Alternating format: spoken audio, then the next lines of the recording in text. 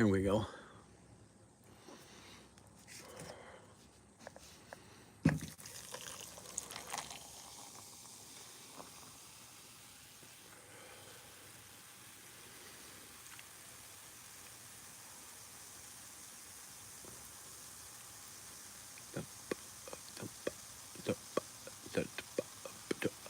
Go truck yourself. What's going on, brother? How the hell are you? Flatbed Rick, how you doing, sir? Finally caught alive. Yeah, you know what? We were live last night too, but I don't know. I wasn't feeling it, and I was tired, and I was supposed to go back into work today, and be working, but a doctor's appointment, and then we got a call saying that there was a fatality at the plant that we delivered to, so they weren't doing any work. So I'm sitting out in the backyard here. Got a really nice day. There's a wind blowing. Can you guys hear the wind? Can you guys hear the wind? I don't have StreamYard hooked up. I don't have the computer or any of that. I'm just doing this on my phone. I'm sitting out on the patio and my phone's sitting on a pop can. So how does that sound? Are we all right? You want it rotated, Donnie? No. No.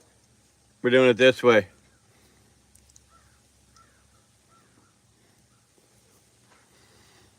The nice thing about doing them here or doing them in the garage um, is I can smoke a cigar, which is nice. I kind of like that. So yeah, boomer, a fatality, and believe it or not, it wasn't even work related. Listen to this: the poor bastard went to work this morning.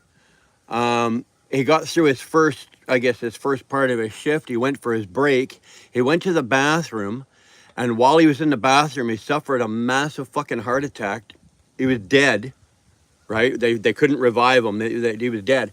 And so yeah, but still, because of that, they're gonna, they're gonna close it down and pay their respect, be respectful, and everything like that. So, you know, but what a hell of a way, eh? You go to work, you work you work your morning part of your morning shift. You go to the bathroom to do whatever you're gonna do in there. Take a massive fucking heart attack. Hopefully, though, hopefully it was just quick. It just happened like that, and he was dead before he hit the floor. One of those type deals. Like, because if I'm gonna go, and it's gonna be something like that, that's how I would want it, right? That's how I would want it. I wouldn't want. Same with Dara and I were talking earlier. We were talking about, well, okay, the guy had a heart attack. Hopefully, it was quick and it was good, but. If you had to choose between having a heart attack and a stroke, how would you want to go? And I'm like, give me the heart attack, give me the boomer, right? If I'm gonna go with a stroke, a good portion of stroke victims, they fucking survive, but they're all, they're frozen, or they've got physical problems and everything like that, and it's just like, I don't think I'd want that, man. I really don't think I'd want to be doing that for the rest of my life. So. That would be rough. That would be rough. But anyway, our condolences. Obviously, not that anybody down at the plant or anybody who's watched, but our condolences obviously would go to the guy's family and whatnot like that. But it did give me a little more time. So, and like I said last night, I don't know. I probably shouldn't have gone live. I'll be honest with you. If I really, really am honest with it, I shouldn't have done it last night. I was tired. I was sore. I was overtired. So I was even a little cranky, and I wasn't really feeling it. And I think I did it more for the sense that, oh, I haven't been live in so long, and I have an opportunity. I better do it because I don't want people to forget about me, which is fucking stupid because I don't care. Not that I don't care, but it's not my driving, to be able to put my face out here and do what I'm doing. Uh, I'm never going to be famous. I'm never going to be, a massive celebrity or anything like that. So that was just stupid thinking. I don't know. That really was. Um, Feeling bad for his family too. That sucks. Yeah, Rick, it does. It does. Anchor Fast Anchor, peace out to everyone. What's going on? How the hell are you? Lady Boomer, my husband had a stroke. He's physically not bad, but he lost some mental and speech capabilities, and that's what I would worry about, right? I don't think and I'm speaking. Boomer, please don't think that I take this. I think I'm being disrespectful. I'm not. I'm speaking only for myself. That if if I had to be in that position, I don't think I would want to be. I don't think I would want to feel that I'm a burden on my wife or my family, or because depending on the level, we've got a friend who had a massive stroke, and it's bordering on almost, not a vegetable state, but it's pretty bad. And there's a huge financial drain, there's a mental drain on the wife, a physical drain on the wife, there's all of that. And it's like, I don't think I would want to. I don't think I would want to do that. I don't think I'd want to. I don't think I'd want to put Darlene through that, or put my children through that, or even my friends or whatever. I don't think I'd want to. I think if I'm going to do something like that, give me the heart attack, make it big, make it fast, make it sweet, and let me go. Simple as that. But what a fucking weird topic, eh? That just kind of went whoop.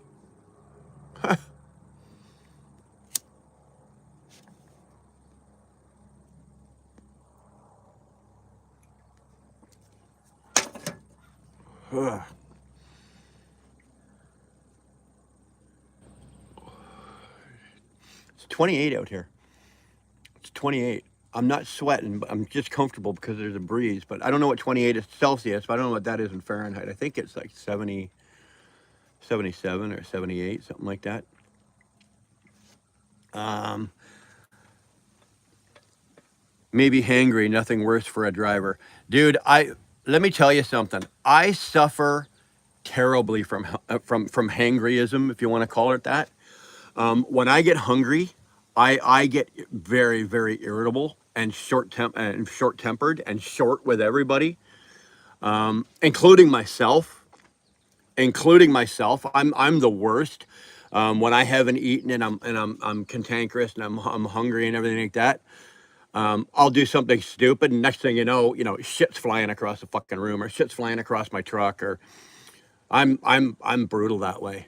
I'm brutal that way. I was a little bit like that as well last night. Yeah, I came in off the road yesterday, and obviously without the chompers, right? It's not like I sat down and bit into a nice big juicy steak, right? I was, that wasn't happening, and I tried to have. So what I did is I barbecued up a couple of hamburgers, and I got them to about a little bit past medium rare, almost medium but not quite medium rare. So they were still really juicy and tender, and I like them like that anyway. So I barbecued up the hamburgers, and then I fried up a couple of fried eggs, right? Fried eggs over medium, a little more than over easy, just so the yolks were still a little runny. Fried the burgers, no buns, put them on the plate, or melted the cheese, then put the eggs on top of it and ate it. And it's a poor man's version of steak and eggs, right? If you go down to the Caribbean and you eat steak and eggs, they serve it to you like they'll put your New York steak on the plate, or a strip loin on the plate, and they put your eggs on top of the steak. And if it's one egg, they call it, then what they do is they call it jockey on horseback, right? So you'll go down and you'll have you sit down at the restaurant, you order steak and eggs, you go, yeah, I'll have a jockey and horseback, medium rare over medium, or over easy, and they'll bring you one steak, one eggs, da da da, or you order two jockey on horseback, or three, or whatever you want. So anyway, I did a poor man's version of that last night with my hamburger, only because I can't get the fucking steak, right? I'm not gonna gum a fucking steak. The burger, at least you can crush it up against the top of your mouth, and I can get that, so that's not too bad. But the fucking steak, and of course, Dara's torturing the living fucking shit out of me here. She's eating everything that's yummy. Everything that's yummy. So far she sat there and ate a steak and potato and pork chops and all the shit that I love. She's killing it, and I'm watching her. So, um, sorry guys, my mouth is moving. A massive heart attack, die instantly, man, with a hot blonde and big tits riding me. Sounds like a good way to go. Go truck yourself. You know what? That way you can come and go all in one shot, baby. There you go. I said it. You go, if you do it the way you did it, you can come and go all in one shot. No plans, no worries. Boom, you're gone. Boomer, Brian, my husband was like that, a hangry monster. They discovered he was hypoglycemic. I've never been checked for that. You know that? I've never been checked for that.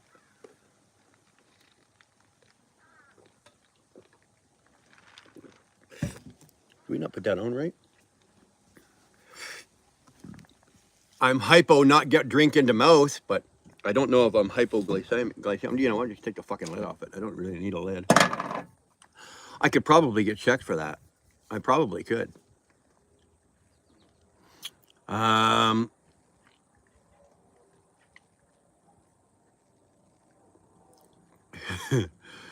Fuck, I'm hungry now. Sounds awesome. Feels good on the guts. Oh, dude, I'm starving.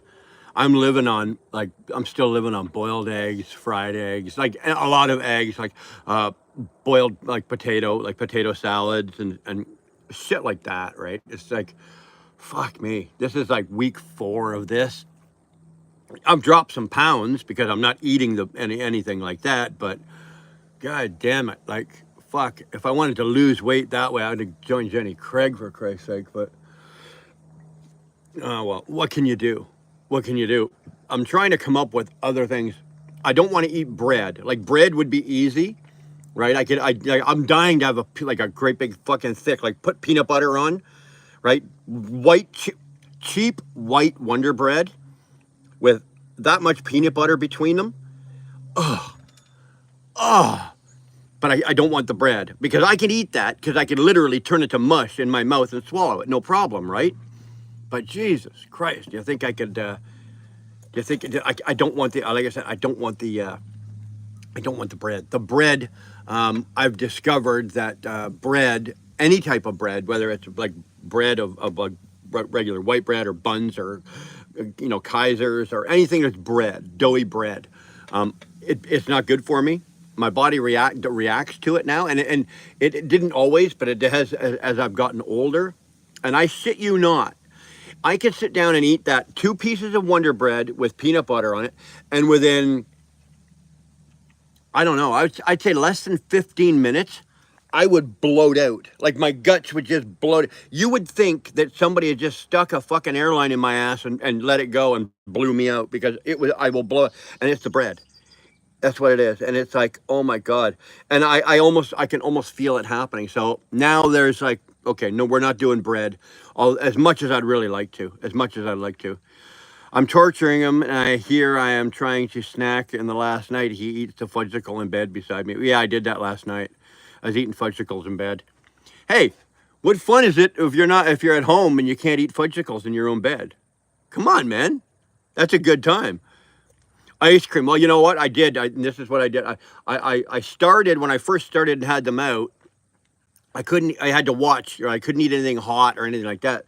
So I was eating a lot of like ice cream, but take the ice cream, put it in the blender with this fucking, I don't know, this juice, and put that in with bananas and anything like that. It was just nutrients, and that's what I was living on.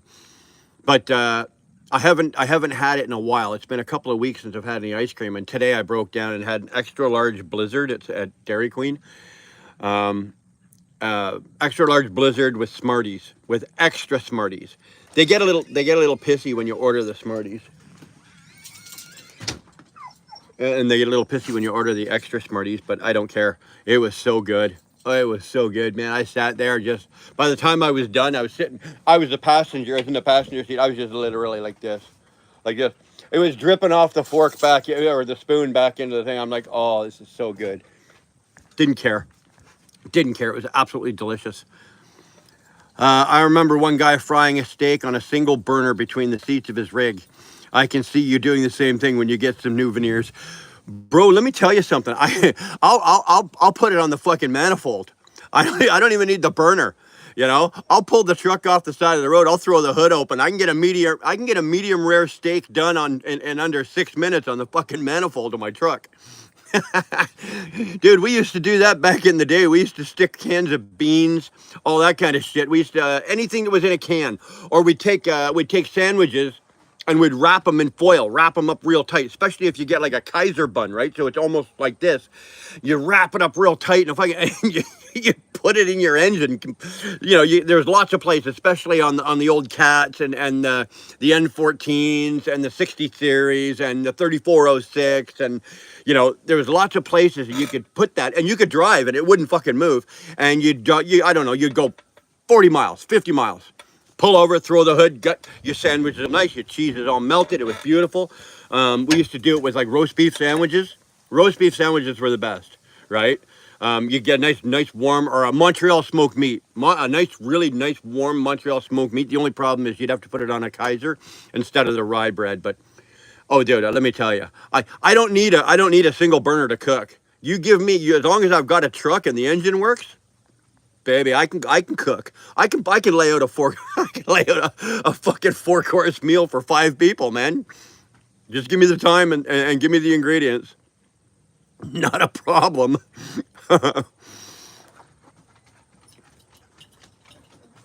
Oh, okay. She wants out. Does she? Yeah. Dara's just bringing the cats out to the catio.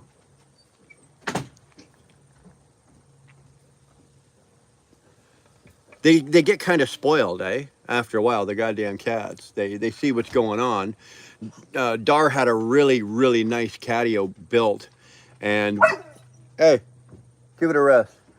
And while they're, the first couple of times, like we've had it a couple of years now, the first couple of times they weren't crazy about it, but now, as soon as the cats see the sunshine coming in and it's a beautiful day, they want to go outside. They're outside. So I think there's 2 of them in there right now. She's gone in to get the 3rd one. So, Karen. Oh, Karen's in the house. How you doing, Karen? TJ, what's going on, brother? How the hell are you, my friend? Long time no see, no talk. Hope you're doing all right, man. A lot better. Just wish the not left side would release. It's 8 inches long and 4 inches wide. Dude, if that was anything else or anybody else, I'd be wondering what you were talking about. But we know. Flatbed trucker, what's up, everyone? What's going on, bro? The hell are you? Couldn't be better. TJ, glad to hear that, man. Glad to hear that. Curtis, I'll get back to you. Know what, Curtis? I'm going back in later tonight, probably after dinner. They've shut it down. Like I said, they shut the plant down today because of the death. But they're back. They're back to business. When you're a multi-billion-dollar, steel mill or aluminum mill, which is what Oswego is. They don't shut the door because every day they're down, that's millions of dollars worth of revenue they lose. So, they'll shut it down. They'll shut it down to be respectful and do what they got to do. But the minute it's okay, don't kid yourself, they're working again.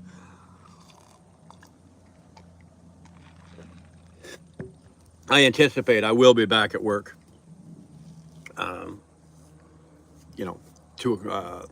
Tomorrow morning. So, which is good for me. Although it's nice. This is nice. It's nice to get a break in the middle of the week, right? I worked, Monday, Tuesday, came home yesterday, got today off, did what I had to do at the dock this morning, all my appointments, relaxed today, kick it, have some lunch, have my blizzard. I'll probably have some dinner here at the house, and then after dinner, I'll head back up to the yard and bang off Thursday, Friday. And me, the way I am, and I can't help it. Like some people are like, okay, it's a nice 4-day work week instead of 5, right? Well, I also have the option to work on Saturdays.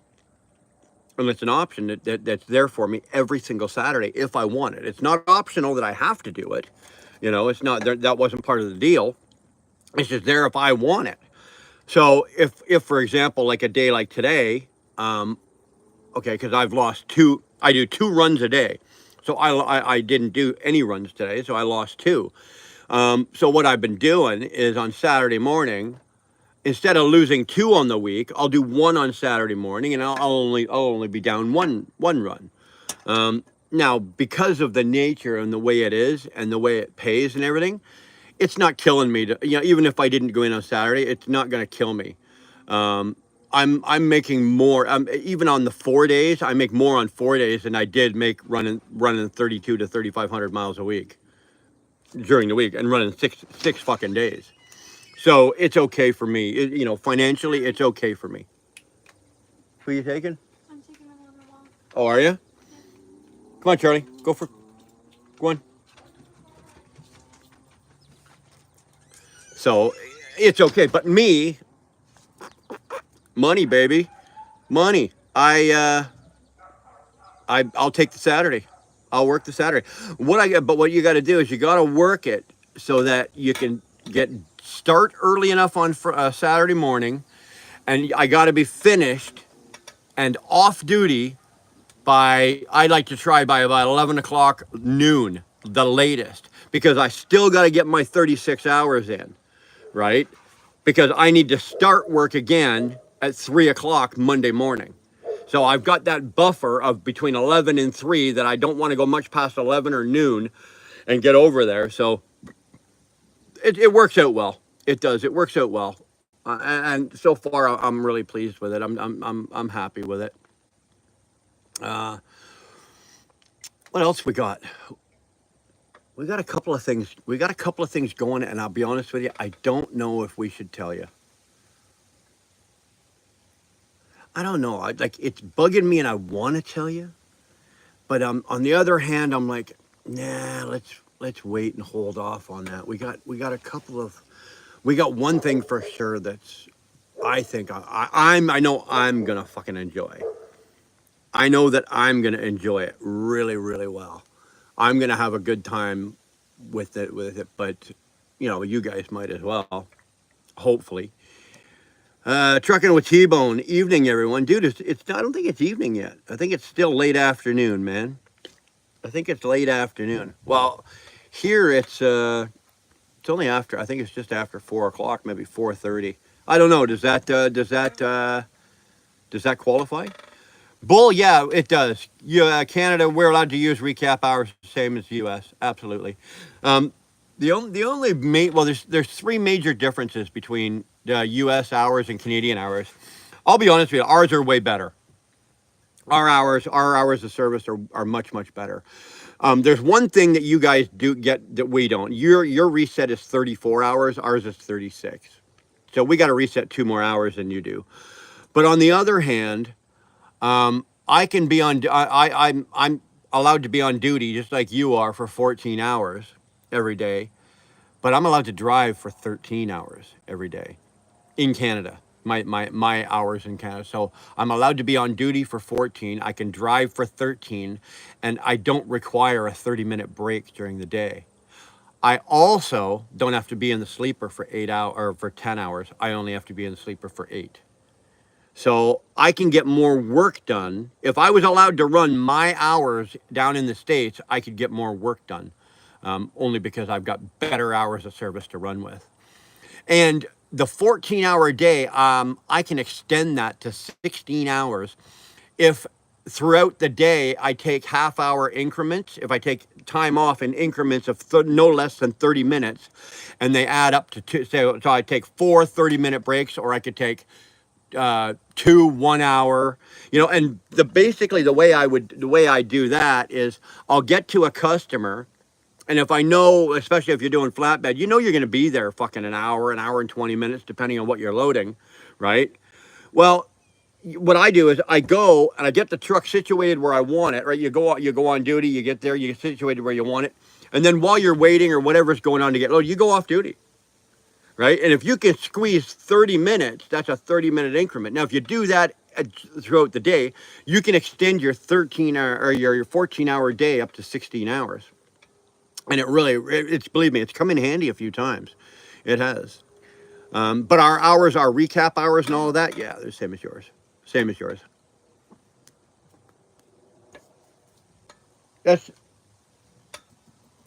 one good thing about the Canadian hours of service. Um, I don't know why. I don't know why you guys aren't fighting it. Like you guys down there, if I was an American truck driver, I'd be fucking at the FSMCA and the OOIDA, and I'd be screaming left, right, and center for a change in hours. I really would. I now you don't want to run like the Europeans run. Those fuckers are screwed. But if you want to run like us, because realistically, in a day, you know, now that's not to say that in the States you guys can't turn out 840, 850 miles in a day. Because I know guys that have done it. I've done it. But you got to work hard to do it, or you got to have a fucking triple digit truck to do it. Okay. But up here, you can realistically run if you you run around 65, 66, 67 miles an hour, you can run over 800 miles in a day legally. It's not uncommon.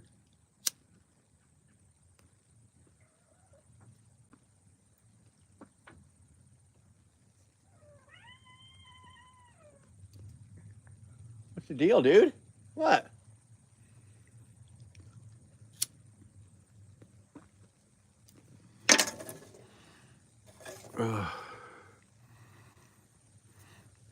As a Canadian, are you pro trailer park boys? You know what? I'll be honest with you. Big big dog, I've never watched a single episode. Never ever have I watched a single episode. I know who they are, like some of the characters on there, but well, never watched it. Never watched it. Um, 5:30 in Nova Scotia. Yeah, Nova Scotia. You guys are an hour. I think an hour and a half, hour and ahead of us. Hello, an hour ahead of us. Bull, you're right. Nobody really wants to work 13 hours in a day, but it's nice to have the option if you want. Dude, if I don't, I'll be honest with you. I don't. If I'm in Canada, I don't drive 13. I don't. You know what? I do until I hit. I drive until I get my my 550, 600. Done. Done. I want to relax. I want to sit in my bunk. I want to talk on the phone. I want to have my dinner. I want to relax before I go. I don't want to get out of my driver's seat, walk into the back, cram a meal in my face, and collapse into my bed. I don't want to do that, right? I don't know anybody that does. So, in the old days, I would run 3 logbooks. You know what, Johnny? We all did. Well, dude, I was doing it up to 2 years ago when I had that. Because I had a '97 W9. No e-logs, dude. I was running 2 books. I didn't have to run 3. I wasn't running hard enough to need to run 3 books, but I had 2 going at all times. At all times. It when you're running multiple logbooks, there's only 2 rules. Make sure your bridge crossings match and your fuelings match. Other than that, the rest of it was fiction. Straight fucking fiction. It was like fucking Snow White and the 7 Dwarfs, man. If I was here, if it shows that I was here, I guarantee I was 800 miles over there. Not a problem. So, yeah, those days were good though, eh? Those days were good, John. Jesus, you got to miss those days. Well, and you talk about them. It's like, yeah, the good old days. Well, I know a guy like my mentor, right? When he talks about the good old days, this is before they had fucking air ride seats, right? They were sitting on like milk crates. You and I talk about the good old days, and I listen to like Will and his name is John Johnny Poole, the guy, one of my mentors, and like fucking, he was driving trucks when it was just a body, a steering wheel, a fifth wheel, and 10 wheels, and that was it, man, and a motor, and it was an old 2-stroke Detroit. You could hear the thing coming over the. You'd be crossing Fancy Gap, and you could hear him coming up the other side. Remember those days, John? Hey, yeah, yeah. It's nice to sit and be able to talk about old memories and shit like that. And Joe, what I'm more impressed, John, is that we lived through it. Eh? That's what I'm more impressed. I'm more impressed that with a lot of the stupid shit, because the shit that we did 20 years ago, 25 years ago, we couldn't get away with today. We just couldn't get away with it. There's a goddamn camera on every phone, on every corner, and everywhere. We just couldn't get away with that today. It would be impossible. Or you could do it, but you'd be spending, you'd be phoning home for bail money every every Thursday and Friday.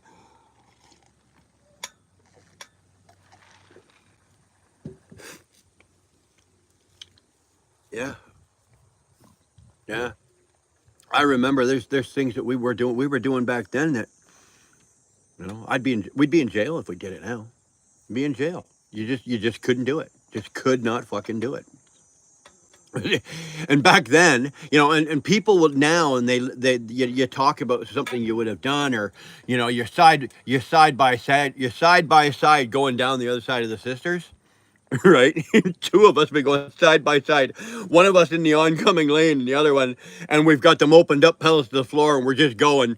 And by the time you're about three-quarters the way down, you've been feathering the brakes. Your trailer brakes are almost on fire, and you're laughing, and you're about that close to dying, and you don't even realize it because you're so young and stupid.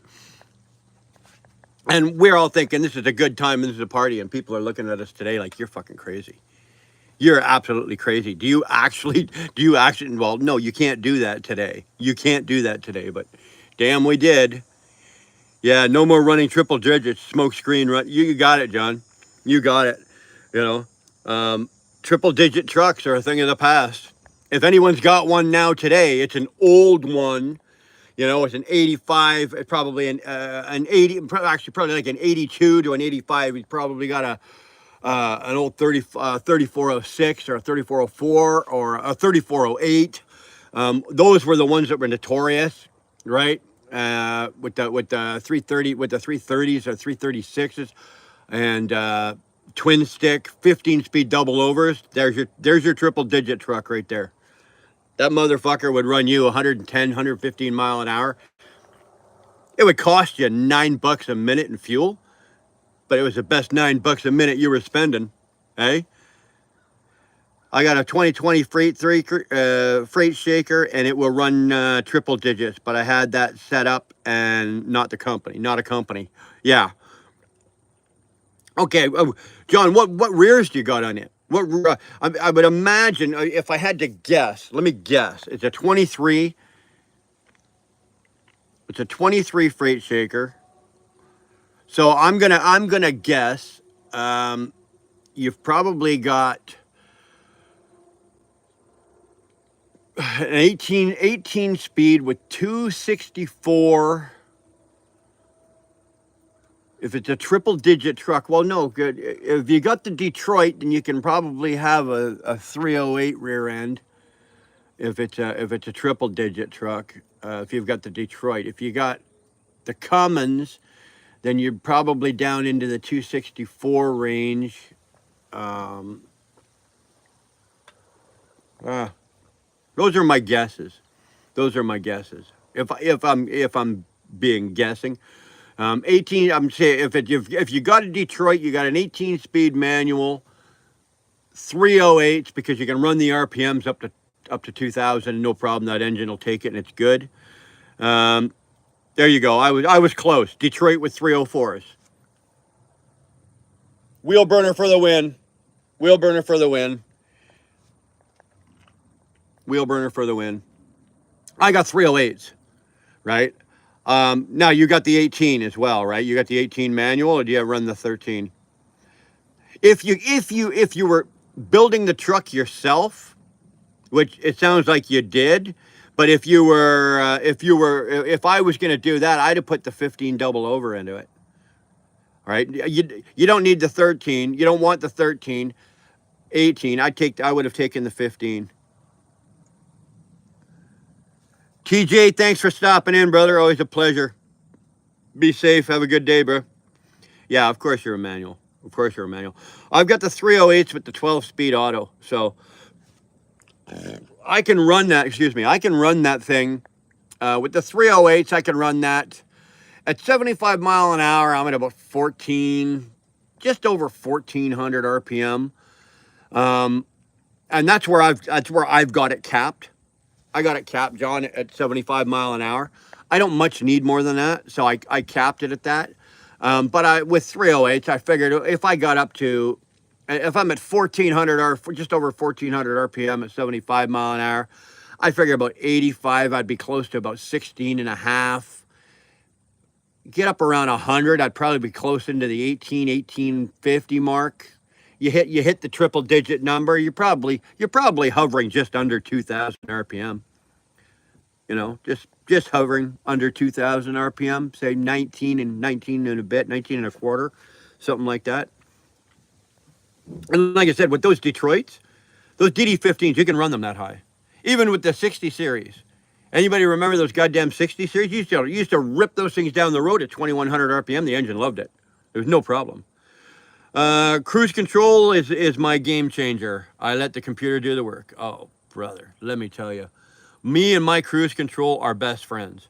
The only reason I get the fuel efficiency or the fuel mileage that I do is cruise control. Even with these heavy loads. Even with these heavy loads. So Johnny, I'd imagine you've got the I don't know if you got a Cascadia or whether you got a Coronado or what you got, but my cruise control are on the steering wheel, right? They're on my right where my right thumb would be. Here's a trick. I don't know if you know this one. Anybody that's got a Freightliner Cascadia, like probably like 19, 20, 21, 22, 23. I'm gonna throw something at you, okay? So let's just say you've been on the highway or whatever you're doing. You had your cruise control set at, we'll just use 65. Okay? Actually, we'll use 70. We'll use 70 miles an hour. So that's where your cruise control set. Now let's say, for example, you run off the highway, run into the truck stop, run into the fuel island, whatever, drive through, but you don't shut your truck off. You run in, have a leak, come back out, jump in your truck, and boop, take off. Now, when you get back out of the truck stop and you get on the ramp to go down the highway, hit the what is it? Not the there's a set, and then there's whatever the button, the other button, and that'll activate your cruise control up until the to the speed of 70 miles an hour, right? Because the computer remembers it, and then take your foot off the pedals and let the computer go all the way through the gears. It'll go, because by the time you're going down the ramp, you're already in like 6th gear or whatever, right? But the computer will take you 6, 7, 8, 9, 10, 11, 12, whatever, and it'll do it way more efficiently because not the habit, but what you want to do, or what usually happens with most people, myself included, I've caught myself doing it, is if I'm going down the ramp and I'm trying to get up to speed, once I'm rolling, I've got the pedal right to the floor. That's not necessary, right? That's telling the truck that it needs to be maximum torque, and then you have to apply maximum horsepower. Well, it doesn't need that to get your truck up to speed. It'll get my way through, let the computer do it. It'll get you up to speed a little bit slower. But you'll still have $6 worth of fuel in your fucking tank by the time you hit the end of the ramp and you merge out onto the fucking highway. That's just a little tip. I've been doing that now since I bought this truck. I don't know how much money that alone has saved me, right? I use the cruise control for everything. Even if the cruise wasn't on, as soon as I start going down the ramp, I hit the fucking cruise button, to activate the cruise, and I just hold it. And mine will jump up in 5-mile-per-hour increments, right? So it'll go, let's say I'm doing 35. So it turns on at 35, and if I hold the button, it'll go 35, 40, 45, 50. Well, the truck doesn't accelerate that fast, right? So it's the cruise control setting is accelerating faster than the truck is. And then when it gets to 65, I take my finger off the button, and by then I'm doing, I don't know, 50. And the truck just keeps accelerating and going through the gears.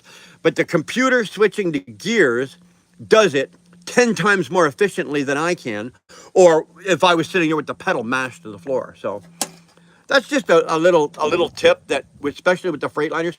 And I know that I did when I was with ET Transport. I did on their channel. I did when they brought in the new T680s, and I think they were the 22s or the 23s or something like that. I did the workup on that one there, and they have that option. I think they all do now. At some point or another, you can turn that cruise on, and the computer will take over for you. And for me, bro, it's all about the computer. I've said it in the last bunch of videos, and I'm going to say it here, and I'll probably say it 100,000 times. You paid for that fucking thing. You paid a lot of money for that fucking computer. Use it. And that's the way I look at it, right? I paid for it. I didn't buy a truck. I bought a fucking computer. They threw the truck in for free, right? Think about it. These new trucks, you didn't buy a truck. You bought a computer, John. They threw the truck in. Fucking truck was nothing. The truck was $599 extra. You bought a $200,000 fucking computer, Jack.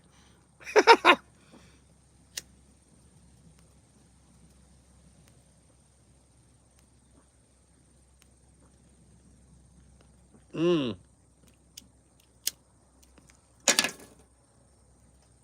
God, these are really good. I just found these.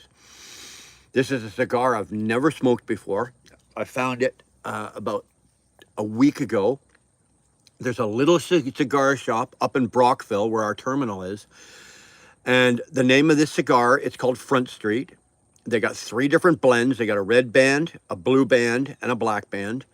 They're habaneros. They're habanos, and they're Nicaraguan. And god damn it, are they delicious? Absolutely delicious. It's a $13 cigar. It's a $13 stick, Canadian. $13 cigar, Canadian. Um, absolutely delicious. I'm really. I would actually take this on a day like today over one of the really expensive ones. So yeah, not too bad. So I'm 7 days behind on fucking things here. So on comments, I'm not even gonna take it easy, bro. Yeah, okay, TJ. Doty's in the house. Doty's here. Oh, she's been here a while. That's how far behind in the comments. Doty's probably already been here, celebrated a fucking birthday, and left. That's how behind I am. Cruise control is my game changer. Let the computer do the work. Yeah, exactly, John. Exactly. Just over 19 and the temp is steady.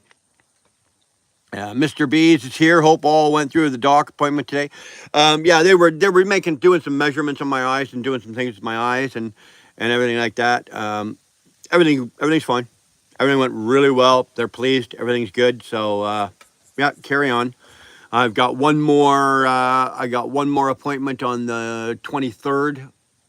No, the 15th of August, 16th, whatever. Fuck, I got two. I get two more appointments for my eyes, just for follow-ups and shit like that, and then the chompers. But yeah, we're slowly getting there. I'm slowly getting there. Flatbed trucker. I drove a truck with a Super 10. How did you like that? First of all, how did you keep it under 175 mile an hour? Because I wouldn't be able to. Sorry. 80 mile an hour, and I still get 7 mile per gallon. I keep it. Only because with the heavy weights I'm pulling, John. I'm 62 to 63. When I'm coming home empty, remember it's only 114 miles coming back empty. I'll crank it up to 68, 69, 70 mile an hour, whatever, because I'm empty and I'm pulling a flat. Right, I lift with the 4-axle. I lift the front axle, so now I'm only pulling a tri. I'll get 8.99 miles per gallon coming back with an empty. So I got no worry about doing that. But going down there loaded when you got 110,000 on, nah, man, 62, 63, and I'm a computer geek. Just let the computer fucking do the work. Let the computer don't do the work. Yeah. Oh, Dara, it cools down soon. We'll get pics of us in our Wheelburner gear and send it to you. That would be awesome, Karen. That would be awesome. That'd be really cool. If it'd be really it'd be really awesome if you could if you'd allow us to post it. It's always good to see you guys wearing our shit. Sounds good. Go truck yourself. Resume. You want to give me your resume? Dude? I don't know if you'd want to work for me. Go truck yourself. I'm difficult. I'm difficult to work for. And I don't mean like I'm a perfectionist type difficult. I'm just difficult to work for. I like people to work for me that will think for themselves. Not because I don't want to babysit them, and because I don't, but I want somebody that's going to think. I want somebody that thinks like me in a dollars and cents, but that thinks of the trucking industry now, not like we thought about it 20 years ago or even 15 years ago. Nowadays, I'm no longer a truck driver, and go truck yourself. I'm not 100% sure if you're an owner operator or if you're a company driver, and it does make a bit of a difference. But if as an owner operator today, I'm no longer a truck driver. I'm now a business owner. It wasn't always this way. We were always truck drivers. We had $400 in cash in our pocket. And we were driving around with our hair on fire at 900 miles an hour, and even though we were operators. Today, we're business owners first. First and foremost, we're a business owner. Secondly, we are truck drivers, you know. And I need somebody, the people that want to work for me are going to work for me. I need them to think that way. I need them to think in the sense of everything has to be everything that you do in a day. And this is how fucking twisted sometimes my head is.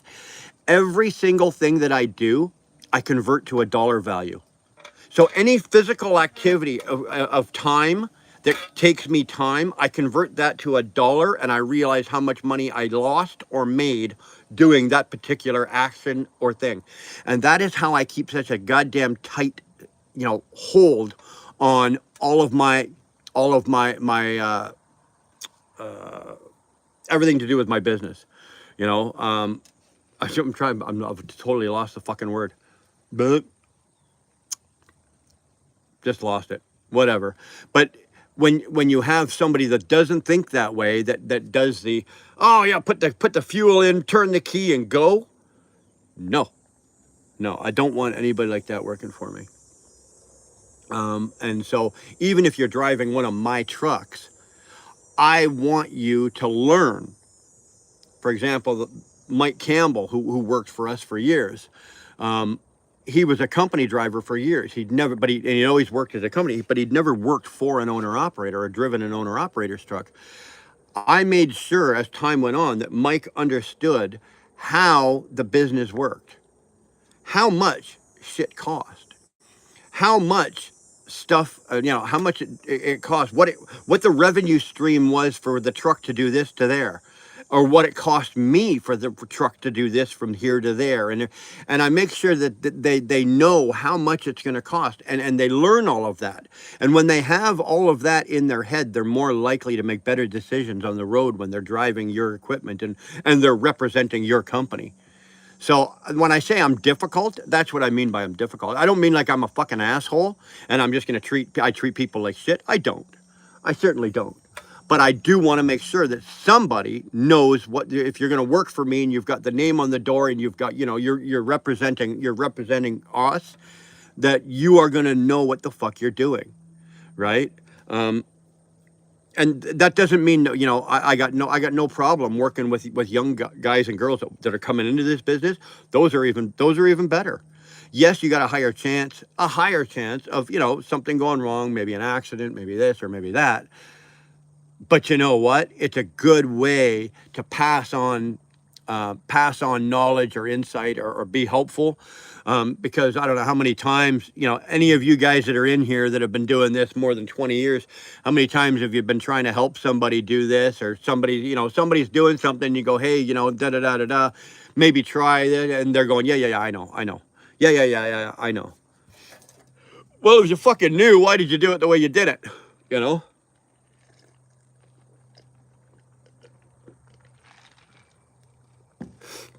So that's all I meant by that. You made a short comment. I gave you a 4-hour answer. Hopefully it answered it, though. My Excel spreadsheet to track the numbers is a huge key. Dude, it has to be, John. It has to be. Especially these days. Okay, especially these days. Because you think about it. Think about it, Johnny. Or think about any of you. Dodie, you've been around a long fucking time too, Dodie. Think about it. Back in those days, when fucking fuel was like, what, 48 cents a gallon, right? Or fucking 35 cents a fucking gallon. You'd be buying a brand new truck for $61,000, 50, depending on what you could get a brand new Western Star for fucking 50 grand back in those days, right? So the operating costs and the cost to do business were a little closer, right? we're a little closer like this. And as as your operating costs, as the years go on, a couple of years, your operating costs growing up, the cost to do business and your income and your revenue stream kind of kept up with that, and they kind of, they kind of marched along in tune until about the late 90s, early 2000s, actually not even late 90s, up until about the early 2000s. And then what happened is all of a sudden the cost to do business started climbing, and your income revenue was climbing, but not as fast. And now, if you look at it today, it's ridiculous, right? Your income coming in and the cost to do business, your fuel, your truck, your payments, your your truck parts, your insurance, your IFTA, your stickers, your fuck the list. The list is as long as my goddamn arm. All of those, the cost to do business is now up here, and our income right now in today's market is fucking down here. Eventually, what's happening and what's going to happen is the gap from here to here is going to be too great. And guys like me, or the smaller guys like me, or other guys that are maybe not able to, are not going to be able to meet to meet the gap. You're not be able to cover that gap, and they're going to go fucking tits up. And that's what's happening. That's what's happening right now. That's what's happening right now. So to get back to what you were saying there, John, your Excel spreadsheet, you absolutely 100% need to have such a fine tune on everything that's going on. Dar and I sat down, and we didn't sit down, we were on the phone, and we were just revamping everything. We went through every cost that we had, every single thing that on a monthly basis cost us money, and then we broke it down to the day, to what it cost us per day. So it didn't matter what our insurance was per day, my salary per day, everything, right? So we had all of that broken, and it took us a couple of hours, obviously, and we did it. And then we did it on, we took all of that, and then we flipped it. Okay, this is what we're making. This is this. And then when you do that, you break everything into percentages. Now, John, I don't know if you know about, if you do it with percentages. I do, right? I break everything down into percentage. I want to know what the percentage of this is, what the percentage of that is, and that's what we did. And today, you just absolutely have to do it.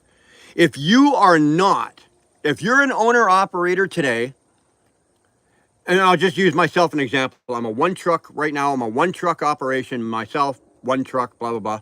If you're an owner operator today and you say you're 5 trucks or less, and you are not tearing your business down to the fucking bare necessities and nuts and bolts and breaking it down to what every single fucking thing costs you from if oxygen was costing us money, you better know how much it costs you for every fucking breath you're taking. And anybody that's not doing that right now in this day and age, I guarantee you, is not going to make it.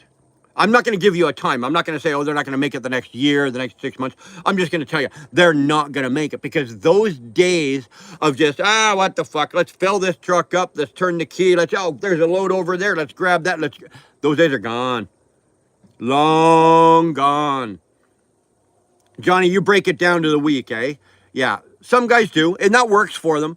Especially, now, actually, because I'm dedicated, I can probably do that now. I don't need to be running it down to know what my costs are per day, because they're going to be pretty close to being the same, right? Every single day is going to be the same, right? My load, my cost, what I'm making per day, what I'm generating per day is identical every single fucking day.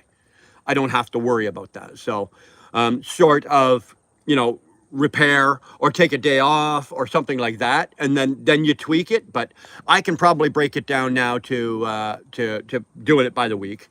I could probably even now break it down to doing it by the month if I wanted to. I don't know if I'd let it go that far. I just don't work that way.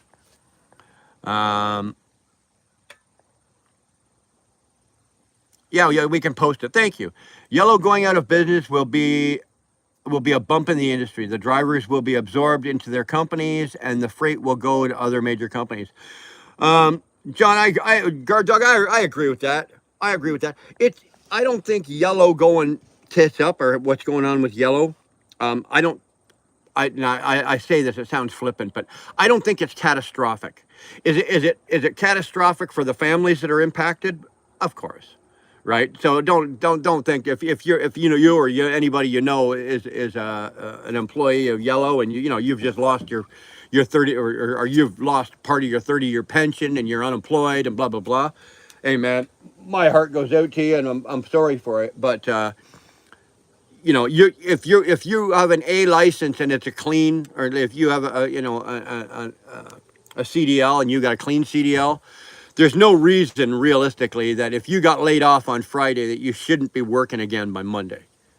You know, even in today's industry, even in today's market, you may not be making the money you were making at Yellow. You may not be making that, but there's no reason for you to be unemployed, to be sitting around, oh, I can't find a job. If you've got a CDL, like I said, you could be laid off or fired on Friday and be working again on Monday morning. And that's no lie. That's a goddamn truth.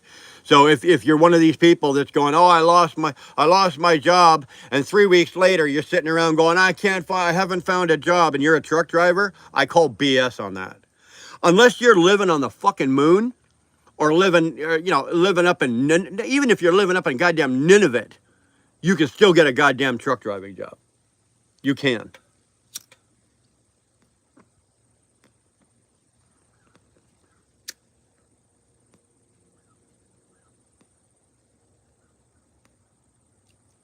Oh, I found out last Wednesday that this year's ice road work is going to be up in Nineveh. And those of you that don't know where Nineveh is, it is the most northern territory in Canada. You think Alaska's cold? Go to Nineveh. So that's where our ice road is going to be this year. Excuse me. I have not confirmed my trip this year, whether I will be going up this year. I have not confirmed nor not confirmed. I just haven't given them an answer yet on what I want to do. I think if I'm going to go, honestly, if I'm going to go up onto the ice road, I'm not taking my Cascadia. Although my Cascadia survived and did really well on on the ice road last year or this year or whatever what the hell you want to call it. I don't think I want to take it up again. I think I'd be pushing my luck. I got really lucky. I went up this year and I came back with, I had to replace a couple of shocks and do an alignment, a 3-axle alignment. So I got lucky. There was guys that came back with, they all had the heavy spec Pete's and the Western Stars and all the heavy spec shit like that. And they were coming back with twisted, and they were coming back with twisted frames, busted out motor mounts. And I mean, and they were doing the exact same shit that I was. And here I am putting along in my little automatic Cascadia. No problem. Couple of shocks on the back. Couple of shocks. $65 Monroes. Done. Fixed. 3-axle alignment. $325. Done. I was absolutely amazed. I thought for sure I was going to be putting a new bumper on the front. Blah blah blah blah blah. But so Nineveh's this year. I'm not sure if I'm going to go. I'm not sure if I'm going to go. It would be exciting, but I don't know if I want to go.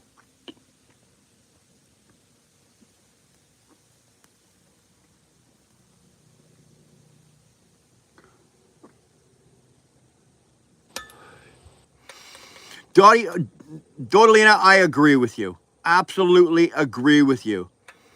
Everything was loose back then. You could negotiate, barter, run on a limp. Now everything has to be certified and now computerized. Oh, absolutely. And that's not even talking economy or politics. Today, that's gone. Absolutely. 100%. Babe, agree. 100%. You're absolutely right. We were making we were making deals back then on a handshake, on a fucking handshake. Now don't get me wrong. I've never made a $1 million deal on a handshake. I've never done that. For that, we're writing out contracts and it's on pen and it's on pen and paper. But at least it was before goddamn computers where you just hit the button and printed it out. We were signing our names to shit. Nowadays, nah, no. And and if the politicians aren't involved, the people that want to be involved are acting political. Does that make sense? That makes sense to you? Like, you know, everything has been politicized. Everything's political nowadays. Whether it be our trucking business, our lives, our homes, our marriages. Fucking politics wants to stick their goddamn nose into fucking everything, all of it. They used to say that the church, the government, the church and government shouldn't be mixing. I mean, nowadays the government wants to stick its fucking fingers and its nose and its dick into fucking everything it can, and it's shameful. It really is. So there's politics in everything. So trucking industry is no exception. I guarantee you, it's no exception. Politics are badly, or the politicians have badly entwined themselves into our lives in a way now that there's nothing we can do to get them out. Made $1,000 deals over the phone at a truck stop. Mr. B's, well, you're going to remember this. Maybe Guard Dog will, Dodolina will, but remember, like, back years ago, I'll stop using the term back in the day, but let's say back years ago, the load boards. Now, does anybody know what the load boards were originally designed for? Load boards are not designed for us to get freight like they are used today. You wake up on Monday, you're on the load board. You haven't even left your house yet. You're on the load board looking for a load out. And then you deliver that or whatever, you're on the load board looking for. That's not what load boards were designed for. Originally, load boards were designed for your backhauls. You, as the company owner or the owner operator, were responsible for your outbound freight. Meaning, asshole, you had to put on your suit and tie every once in a while and go get yourself some customers. And that was your regular outbound freight. Outbound freight was supposed to be your responsibility. The load boards were originally designed for your backhauls. That's what they were there for, not for what we use it for. That's not what we use. So, Mr. B's, when you're talking about that, you're talking about, remember we used to go into the truck stops and you used to see it a lot more in the South than you did in the northern states or even up here in Canada. But in the driver's room, there was always that one great big, right? That one great big fucking, it was like a cork board. You know what I'm talking about, right? That great big cork board. And that's where the loads were. The loads were on there. And they call, pick up, call. And they all had the little tab. You pull the fucking tab and then you'd walk down the hallway and there'd be, 30 stalls with payphones in them. And you had to have a pocket full of fucking dimes. Or if they were a big enough company, they had a 1-800 number and it wouldn't cost you anything. You remember those? I know, Mr. Beast, you know exactly what I'm talking about. Guard Dog, I know you know exactly what I'm talking about. Dodolina, I know you know exactly what I'm talking about. All three of you guys know exactly what the hell I'm talking about. Payphones at the tables. You know what? They didn't start doing that. I didn't start seeing that till like early 2000s, right? Early 2000s. It was about the same time when they started to bring the calling cards in. Right, Johnny? When they bring the calling cards in and you'd be sitting at your table and you could swipe your calling card and call the old lady, right? That's when I started to see them. And I think the Petros were the first ones that I ever really saw with the phones at the tables. You didn't see them at the mom and pops, like you wouldn't see them at the Tennessean, or you wouldn't see them at any of the private. But I think Petro and TA, I think, were the first ones. This was even before they merged. I don't remember if the Pilot ever had them. I think the Jays had them. Nowadays, nobody needs it anyway because they got fucking cell phones, right? Phone banks with a cloud above them. Guard Dog, yes. You remember that? You remember that, dude? If you were a smoker, you could go into that payphone after the guy that was just been in there for 10 minutes or 15 minutes talking to his wife. You could go in there. You didn't have to light a smoke for 15 fucking minutes. You could live on his his secondhand smoke. You could live on that for 15 minutes before you had to light your own cigarette, eh? Remember that? That was fucking awesome. That was awesome. Remember, or you'd walk into the restaurant, right? And because I smoked back then, right? And you'd walk into the restaurant and fuck, she'd come over and there'd be an ashtray on the table before she put anything else on it, eh? Beautiful. Petro first, Flying J, then the rest. Okay, I thought so. But I knew Petro was the first one to do it. I was there when that happened, so.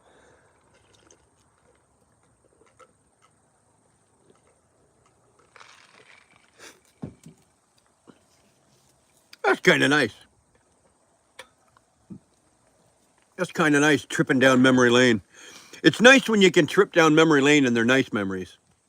You know, you're not talking about tripping down memory lane and all the poor bastards you buried, you know. Oh, yeah, fucking Willie Williams. Yeah, he died in '97. Yeah, he went off the he went up the fucking down the hill. He went up the fucking ramp and didn't make it. Well, I know we've all done those as well. We've all got a bunch of those. Yeah, that's kind of nice. Only bad thing about flash flood down here was a train bridge washed out. Rail stayed, but no ground under. Plus, road is washed out. Yeah, you guys got hammered. You guys got hammered. I grew up in a ranch, drove tractors and equipment, learned to drive a stick shift at 9 years old. A lot of us, I didn't grow up on a farm or grow up on a ranch, but grandfathers had trucks, uncles had trucks, cousins had trucks. You know, I'm a generational driver, so they've always been in our family. We've always had access to trucks as kids when we were little, always had access to trucks. You know, learned how to drive trucks, always had an older, you know, family member to teach us. And they were all within 5 years of each other. Yeah, I was pretty close. I think once Petro nailed it and got it down, I think everybody else jumped on board with it, right? And then, then the calling card, that was the greatest goddamn thing in the world, right? Back then, those calling cards, those were awesome. Loved calling cards. You know, you always had your note pack. You'd always have pickup numbers and phone numbers written on the inside of your cigarette pack. Come on, you know what the fuck I'm talking about there. How many times did you throw out the wrong cigarette pack and you're going through the garbage because you threw out the cigarette pack that had the numbers on it that you needed? And you're looking on your floor or your truck garbage or you're looking whatever. It's like, God damn it. Fuck. I've done it. I know you. I know most of you have done it. Yeah. Nope. They had the payphones before 2000. My papa used to take us to the stops where they were when I was a teen. That was Dar, the one you're talking about that your papa used to take you to was the 50 truck stop in Stony Creek. That used to be back in the day. That used to be like a really nice, like premier truck stop. It's a shame. It's a shame that the Canadian truck stops have all gone to shit because years and years ago they were actually quite nice. Mr. Beast. Then came Stuckies. Yeah, I remember when the Flying J had good food. Well, I remember Flatbed. I remember when they all had restaurants in them. Right? When they all had restaurants. What the Petro had, or let's say the Flying J had its own restaurant. I can't remember what it was called. What the TAs had what, the Iron Skillets. Petro had. There's still, if you look around, there's still one or two. There's still one or two Petros that still have the restaurant in it. But nowadays, everything's fast food. Everything is, you know, if it all the J's got Denny's in it. Well, I don't eat at Denny's. I'm not eating that shit. And if they don't have an actual restaurant, they'll have a selection of Subway, Burger King, Wendy's, Popeyes, McDonald's. You know, it's all heart attack central. It's all heart attack central. So, I like to go and sit down and have a nice meal once in a while. You know, I don't want to sit down and eat a fucking Whopper. Um, I remember 48 cents a pack with two new pennies on the side of the pack. 48 cents a pack for cigarettes. I'm trying to figure out fucking how old you are. 48 cents a pack. I never, Mr. B's, I never paid 48 cents a pack. I think when I was, I don't know, I was 14 or 13 or 14 when I started smoking, and I think they were hovering at that time. They were hovering around $1, right? I'm 53, so if I was 15, that would have been 1984, right? So around 1984, they were hovering around $1. Um, yeah, that's still. I almost embarrassed. I'm almost embarrassed to ask how much a pack of cigarettes are now. Like a lot of people get them off the reserve, right? They're pulling reserve cigarettes because they're so much cheaper, or you'll get them at duty free. But if you were to go in and buy a pack of just a carton of regular fucking cigarettes, they're what, 120, 130 bucks, and that's a week.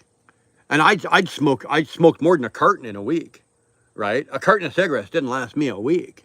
I was easily almost 2 packs a day. So, do you remember the Huskies truck stops?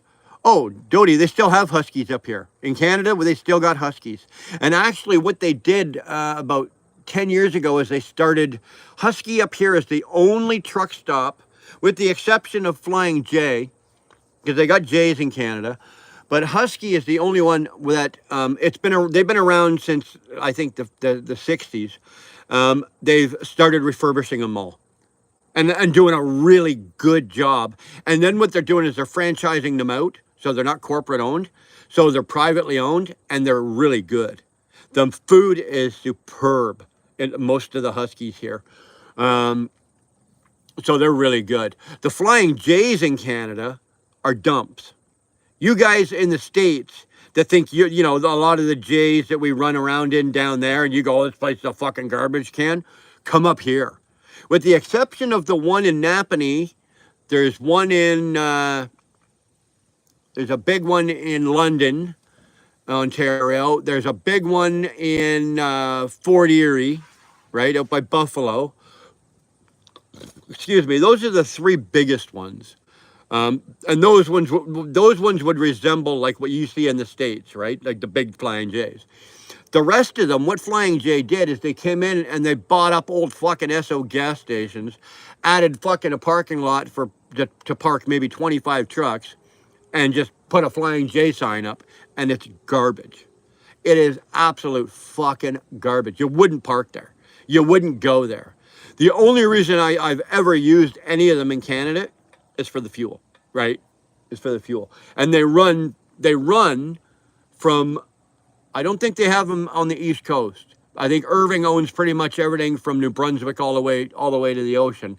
But I think from Quebec, there's one on the 20 in Quebec just outside of Montreal, and they run clear across all the way to Vancouver, all the way across Canada. But they're not Flying J's like you guys would think. They're absolute garbage. But the Huskies are nice. Running a few more years, and maybe for young Shannon, then I'm done. Well, Britt, I'm right there with you. Running just a few more years, I'm done. I would like to think that I've done my time.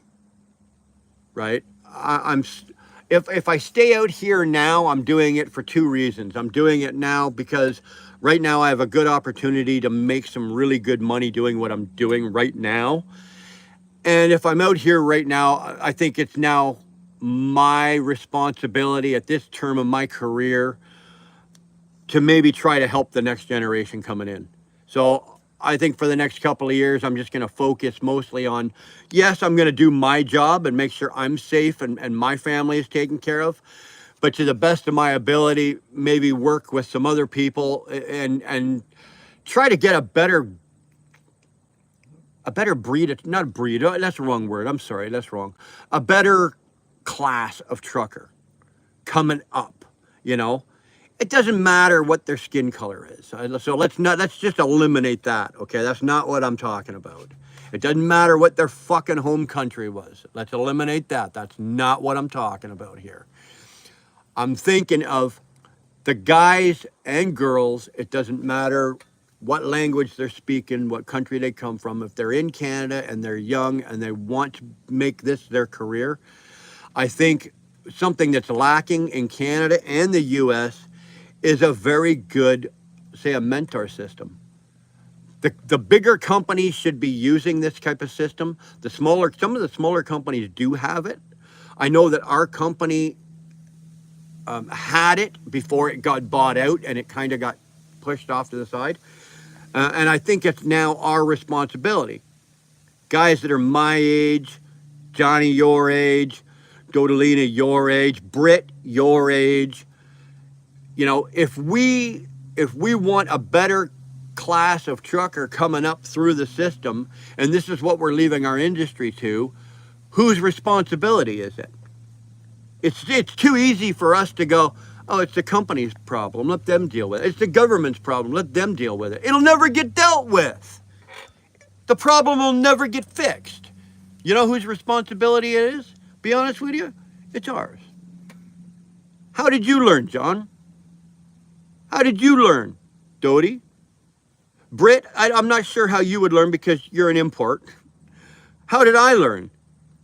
I learned from some old codger that knew fucking 10 times more than I did, and he was more than happy and willing to give it to me for free.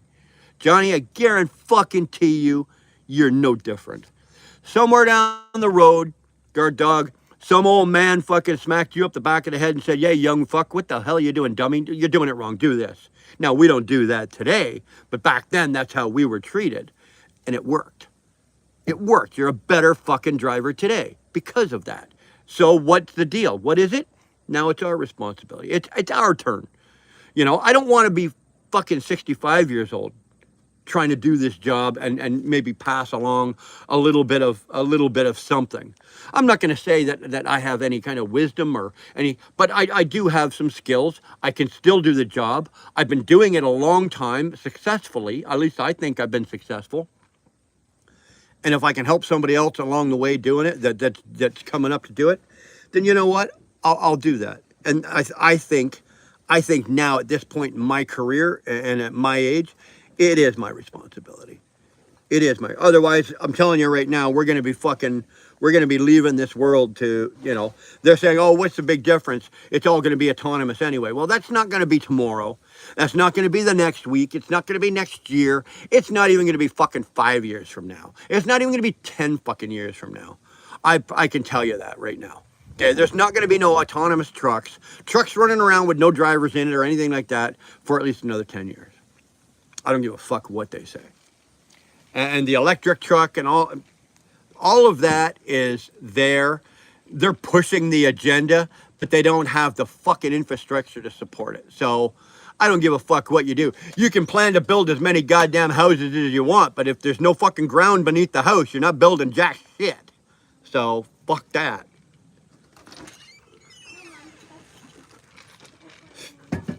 Trucking industry is no different. Trucking industry is no goddamn different. I'm telling you. Okay? This industry has been built just like anything else. On the back of people that fucking want to work. The people that want to work. The people that work and people that worked hard is what got us to where we are today. It doesn't matter. Again, it doesn't matter that I'm a Canadian and you guys are all mostly Americans. It makes no fucking difference. We're all doing this. Hey, what's your problem? She just, look at you. Look at you, eh? You want some water?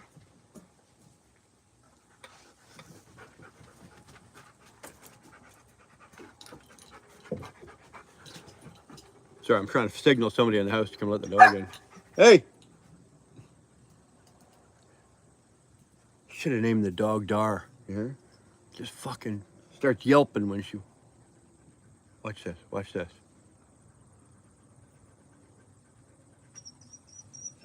No, now she won't do it, right? Hold on.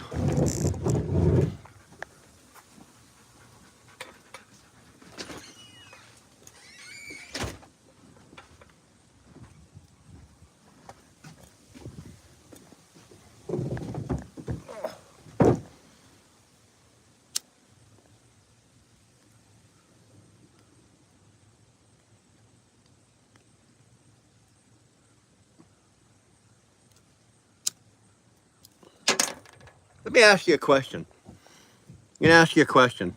I want you guys to think about this. You're in a truck stop. You're in a bit of a hurry, right? You woke up late, whatever, da da da da. You're in a hurry. Something's going on over here, and there's a young guy or young girl over there, and you can tell, right? Obviously, you can tell that they're young and they're new, and they're having a problem with something and they're struggling, and they turn to you and said, "Hey, old timer, can you do me a favor? Like, this is what's going on. Can you give me a hand?" Do you put the fact that you're chasing the dollar and you're in a hurry ahead of the fact that maybe here's a good opportunity you could help somebody else? Do you do that? Like, I'm not saying that's just a question I'm asking. What do you put first? Would you help the other person ahead of making a dollar for yourself? Okay, so instead of you're already running late, you might be a little bit late, or you might have to push a little harder later in the day to make up that time. Or are you willing to help that person down that's having an issue, whatever that problem is that young guy or girl's having? Where do you fall? Only you can answer that. I can't answer that for you.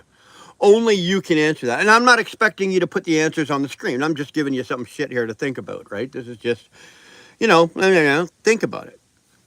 What type of, and when you answer the question, once you've answered that question, and you don't need to, like I said, you don't need to put it on the screen. You don't need to answer it. I'm not asking you. I'm asking you for yourself. Think about it. Whatever your answer is, it tells you something about your own character. It tells you something about your own character, right? Something as a recovered drug addict and a drug alcoholic, something that I've always had to work on is character building, right? Because my character, my nature as a person was evil. It was bad when I was young. I wasn't a nice guy. I wasn't, I just wasn't. I was a fucking asshole. And I was cruel and I was mean and I was drunk and I was drugged up, and in order for me to stop that and become the man I am today, I had to rebuild my character. My character had to go through a transformation. My being, my person, me as a person, my character. So that is what your character is. You are, your character is what you are.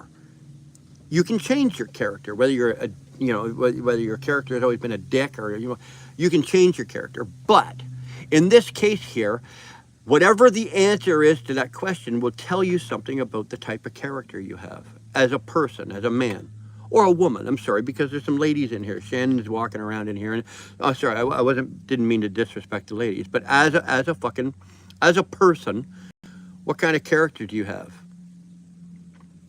I would like to think, and I'll say this openly, I would like to think that I would probably help the person, right? Not because there's something in it for me. I wouldn't do it because I'm going to go over there and help the person and say, "Oh, give me $20." No. Why would I do it? Probably because it's the right thing to do. And because somewhere down the line, and I've had this done for me, where somebody tried to help me and I offered to pay them, and they said to me, "You know what? Don't bother paying me, but you pass that on. When somebody else needs a hand or somebody else needs help, you fucking help them." And I believe in that. I do believe in that. So that's kind of what I was just going with there. So when you're building your own character, when you're thinking about what kind of character you have, it's simple questions like that make you realize, make you think about your own self. What kind of character do you have? In this industry, there's a lot of shady characters. There really is. I know guys in this business that their character is to screw you at every fucking turn, every opportunity they can, and they will. And then they'll come back to you fucking broke or broken down or whatever, and 6 weeks later, they'll apologize and, "Oh my God," and then as soon as they've got $1 in their pocket, they'll screw you again. That is called life's lesson. Obviously you screw me once, shame on you. You screw me twice, shame on me. Shame on me. Whew. Look at the comments. I kind of went off there. I wasn't planning on making this so deep. Sorry guys. I didn't plan on making this a deep conversation. I just kind of, when I first started trucking, people pull over and help you if you broke down and would look out for new drivers. Not everyone is selfish. No, you know what? You're absolutely right, Don. Absolutely right. It wasn't uncommon. It really wasn't uncommon. And you still see it once in a while today. But back years ago, you'd be in a truck stop.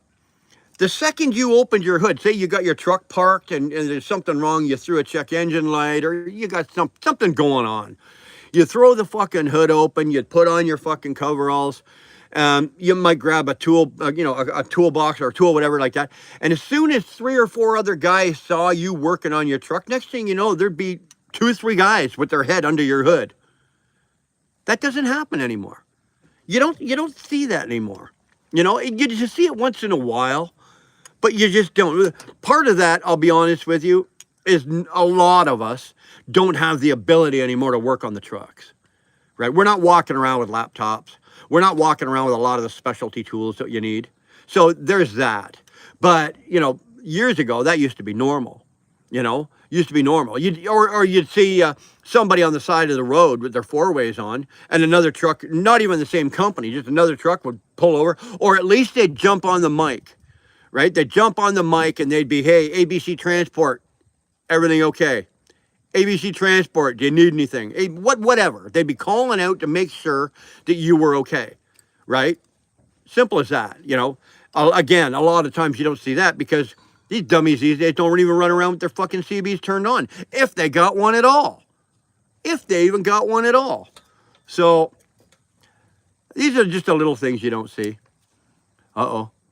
Britt, you're too sweet. I don't know if I want to go back. I don't know if I want to go back and see what you guys are talking about. I don't know. You guys can keep that one to yourselves. Come on with it. I'll screw you every chance I get, but in a good way. Hey, dude, you were talking with Dar last night. Fuck, she was out in the car with the motor running. I don't know where she was going, but I don't know what you two were talking about. I had to drag her back in the fucking house. I'm just kidding, Bill. No, she was in the car, but I'm just kidding.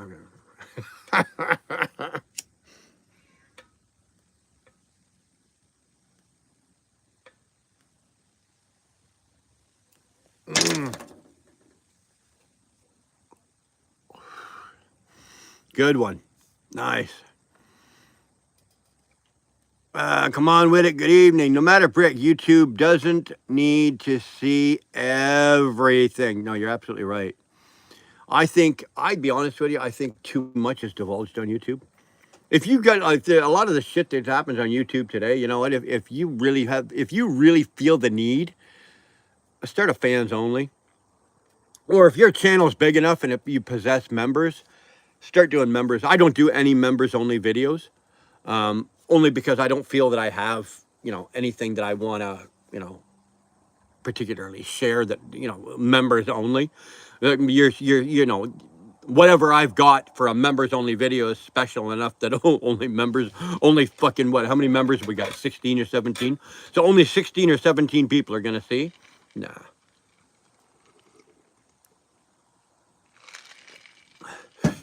I ain't got nothing that nobody wants to see that's that special. No matter, Brick, that's awesome. I pull over if I see something happen in front of me. But other than that, I keep going due to cell phones. Yeah, you know what? You're right, Don. Just about everybody today's got one. I know because they're fucking glued to their face. Really, really glued to their face. WC Invader, we are contemplating the meaning of life. Well, we were. That's a little too deep it's a little too deep for a Wednesday afternoon. The meaning of life. You know what? I'd rather talk about the meaning of living than the meaning of life. I'd rather talk about how we're living and how we can live better and help each other live better than the actual meaning of fucking life itself. Brian, I can't imagine you as a meanie. Shannon here. I'm going to text you 3 or 4 phone numbers. Give these guys a call. They'll be happy to tell you. Um, oh, IH guys in the. Sorry, IH, if you're in here, I did not see you, man. Brad, how you doing, young man? Okay, so IH is in here. Sorry, brother. I did not. I'm not keeping up. I'm on my phone. I don't have StreamYard or anything. So if some of these names, some of these comments are going, um, fucking Bill, my member only has one fan. What about past fans? Probably got some past fans. I got some past fans from my one member. My member now is only one fan. It's only a one fan only member. The meaning of life is a good movie. Never saw it. I'm at 1,075 subscribers, but I sit silent because YouTube got toxic. I know I have a vehicle to help, but I'm at a crossroads. It's one of those crossroads, Britt, that unfortunately, my friend, only only you can make that choice and that decision of what you are going to do, and make it's a you only decision. Um, when we've all been there. We've all been there. There's been a couple of times where I've sat here and I've been talking to Dar and I've gone, you know what, fucking, I'm not happy with what I'm seeing on YouTube and going on and this and that and I've almost pulled the plug a couple of times. I've almost pulled the plug. It's not like this channel makes large amounts of money.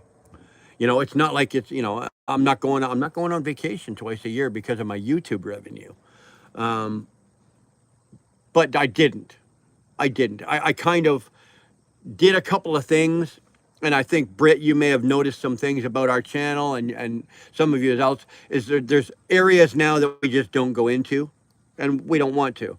And our videos that we put out, the videos that I put out now, are strictly just videos, right? There's no drama, no bullshit. And our live streams, what we're doing like now, we're talking about this. I don't feel the need as a YouTuber or as a man to run anybody else's dick into the dirt to make myself feel better. I don't need to. I'm not built like that. I'm not built that way. So why should I put that out on my channel? I don't need to. We can take our channel and we can kind of, yes, we're still on the track. We're a trucking channel and we are still going to be a trucking channel, but we're slowly tweaking things. Dar and I are slowly tweaking things, and some of them you may have noticed, and some of them you may not even have noticed yet. But we're kind of tweaking it, and we're kind of, if the track just kind of goes to the left and to the right, we're kind of just slowly going off to this area over here to the left, and we're going to let the right, where we've kind of been for the last year or so, we're going to let the right kind of do their own thing over there, and that's fine. There's a great place for that. There's a lot of funny people over there that do what they do over there to the right. You know what? I kind of like where I'm gonna go and what I'm gonna do, and some of the things, like I said earlier, we've got something coming, or an idea that we've got, and we're gonna put it on this channel, and we're gonna go with it. And I said I'm gonna have a really good time doing it. You guys, on the other hand, I don't know whether you'll like it or whether you won't, but I know the fuck I'm gonna have a damn great time doing it. And we're looking at maybe making like you know what? I don't want to say. I don't want to say. All I do want to say is that, you know what? There is something else coming, that we have something in mind, that we're gonna blast. We're gonna have a blast with it, and we're gonna fucking we're gonna tear it up. We are going to tear it up, and it is going to be a good opportunity for me to rant and rave and swear and cuss, and I'm going to trash some people. Let me tell you that. I am going to trash some people, and I hope it gets to the point where at some point or another they pull my channel down. Let me tell you that. How's that for a fucking appetizing little bite of tidbit? But it's not what you think. It's not what you guys think. Okay? It's not what you think. So you guys can all think about that. And here's the kicker. And Dara and I made this decision today. I'm not doing it until I got my mouth fixed. Because I can sit here like this and talk to you guys, And yeah, I'm slurring and I'm talking fucking Sylvester the cat and everything like that. But the minute I get excited or I get fucking amped up, and sometimes you guys have seen me, I get amped up and I start going, I start tripping over my fucking tongue. And I don't want that. So when the teeth are fixed, we're going to launch this new thing that we're going to do. And I promise you, it's, I'm, like I said, I'm going to fucking love doing it.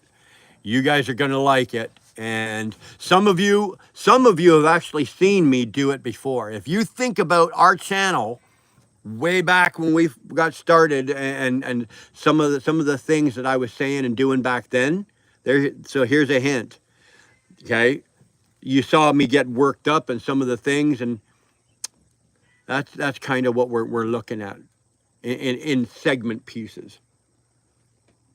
What's the problem? I got dogs whining over here. I got cats fucking chirping at me over there.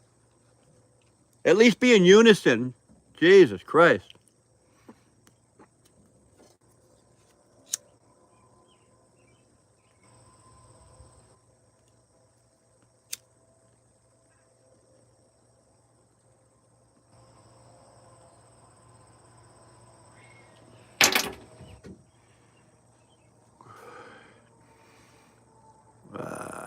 Let's back this up a bit. Shannon Thomas. This is, dang it, Brian, the suspense is killing me. Sorry, baby, you're going to have to wait. Not YouTube people. Wheelburner is so hot when he talks dirty. Oh, let me tell you something, TJ. I'll talk that sexy hair right off your back, buddy. IH guy, Shannon Thomas Trucking. You have you convinced Brian to a international yet? Yes, she did. She did. I would have no problem buying. I If somebody handed me the keys to Shannon's truck, I'd take it. No problem whatsoever. My biggest problem is as a foreigner coming to the U.S., starting from zero, proving that you can make it. I have people that don't know me, like you, Shannon, etc., don't even know me yet. They want to know my life. Blast it, baby. If there's certain things about your life that you like, that you can share, that will help, then I like, especially like myself, that I openly share it. There are aspects of my life, people, associations that I've been affiliated, whatever, and that I don't share. It's because it's not a part of my life, and YouTube doesn't need to know about it, right? But anything that I do share with you now about my life and my personal life or anything like that, first of all, most of it, or I'd say about 99% of it, it's generic, right? It's just, this is where we live, this is what we do, blah, blah, blah, this and that. It's nothing that can come back and hurt me. That kind of, the other kind of stuff, like from past days and things like that, you don't need to share it. Nobody needs to know it. Nobody needs to know how many ex-wives I've had, or nobody needs to know how many this or that, or how many times you've been to jail, or how many of this you've done that. Or it's none of anybody's fucking business. And that's a problem that YouTube's got right now as well.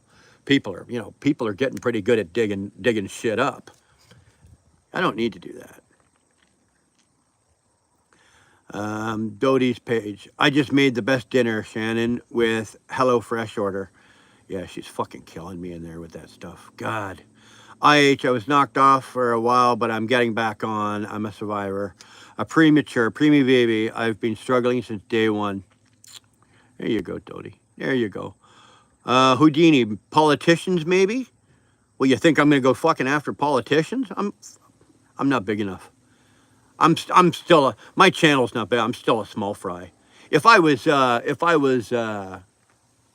like TJ or JT size, had a channel that size, or if I was Alex, like the Asian Mai, if I was his size, oh brother, I'd be standing on the fucking White House lawn. I'd be sitting. I'd have my lawn chair and my fucking phone. I'd be sitting in the rose garden. Let me fucking tell you. New channel, Wheelburner Uncensored. Well, you know what? We were looking at maybe going with another channel, and having two channels, but we opted probably not to. We might. You know what? I'll be honest with you. We might. We opted not to. What we're going to do is we're just going to keep this channel, and then maybe do like a block off, like a 1 hour, or actually, well, I think Dara and I, we agreed 90 minutes. We're going to do a 90-minute segment twice a week on this channel, and it would be what I wanted to do, what we're talking about doing. So, but if it's something that warrants maybe somewhere down the road, maybe its own channel, who knows? Anything's possible, Don. You know me, anything's fucking possible. You know, you could turn next time you see Wheelburner Live comes up, the notification, you could turn the screen on. I could be standing on my head spitting fucking nickels. You got to know, anything's possible. Brian, you need a bird, then you'll be. Oh, Dodie, don't even say that. We've had bird. I've got a bird, but it stays in its cage most of the time. Yeah, there, Dar just answered for you. Mr. Beast, one thing for y'all who remembers the sign outside the gate at the warehouse that said, you must supply your own lumper. We do not unload trucks. Funny how that is. Dude, I don't know how many times I've had to, and this is before we had like com data and T-checks, right? You'd have to have, depending on where you were going, you'd have to have cash in your pocket. And certain customers that you were working for, you knew that when you got there, you were going to need $40 for lumper fees. Isn't that ridiculous? You had to pay somebody to unload their trailer for them. It's their shit on your trailer. Now, once I got into flatbed, I didn't really have to worry about that. You don't have lumper fees with flatbeds, or at least I've never had had to pay a lumper fee with a flatbed. But usually it wasn't even van work; it was reefer work, right? It was unloading reefers. Yeah, Mr. B, shit stacked floor to ceiling, no fucking pallets, dude. I absolutely will not touch my own freight. I will not touch my. I took a van load for KBD, who I'm with now. I took a van load, and we got up to I was up in northern somewhere. I made a video about it, and I refused to touch the freight. They told me once I got there, oh, I need to hand bomb the shit to the back of the trailer, and then they'll take it off with the reach truck once I got it. And I'm like, no, absolutely not. If it's a couple of boxes, or maybe a skid, and and there's room, and you give me a pump truck and throw a pump truck up there, and I'll pump it and bring it to the back, maybe 2 or 3 skids, fine. But I'm not doing a whole fucking trailer. Absolutely. No, absolutely not.